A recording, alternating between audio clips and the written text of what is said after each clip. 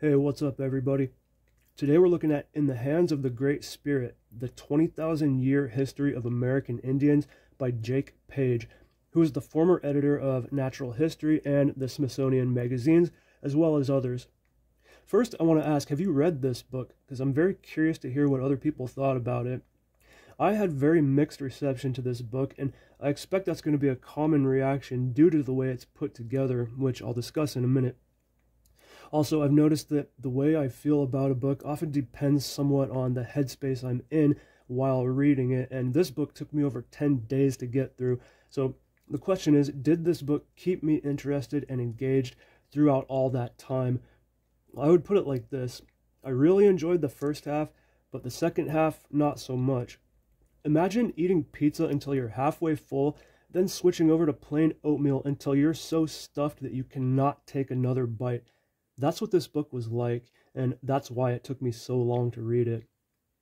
In the Hands of the Great Spirit is divided chronologically into 5 main parts. Part 1 covers the ideas of who the first inhabitants of the American continents were and how they may have gotten there. Part 2 deals with the arrival of Europeans onto the Americas.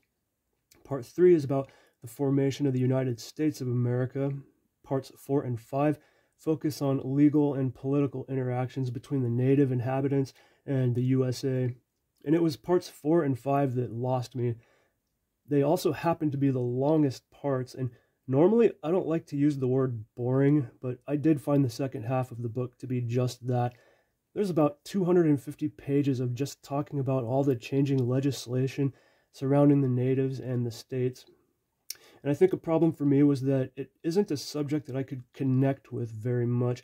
Though, again, I did love the first half of the book, but I can only take so many pages of legal history, but I got through it all for you guys. You see what I go through for you. I wouldn't be at all surprised to hear that most people quit this book halfway through. It's just such a stark diversion from what made the first half of the book so interesting. It starts out with Earth history, archaeology, and anthropology, and then it just switches to legal history, learning about how all these different groups made their livings over the various changing landscapes of North America. Those were my favorite parts of the book. I loved all of that. The way the author covers these topics actually exceeded my expectations. And considering the huge number of different populations across North America, I thought the author did a pretty good job covering them. Yeah, by the way, this book does not cover anything south of Mexico, which was disappointing. Also, going into a book like this, you really can't expect it to go into too much detail when an area that you're interested in comes up.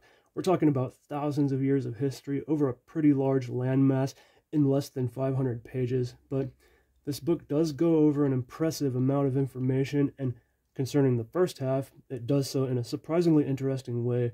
But I gotta give the author credit. The amount of research he had to do to write this book is pretty impressive.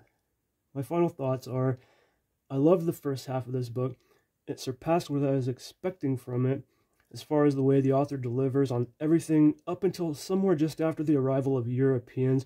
Then it kind of falls apart. Isn't that a poetic parallel? Maybe that was an intentional artistic move. Okay, that's it for this one, guys. I appreciate you watching the video, and I hope you enjoyed it, or at least found it somewhat helpful.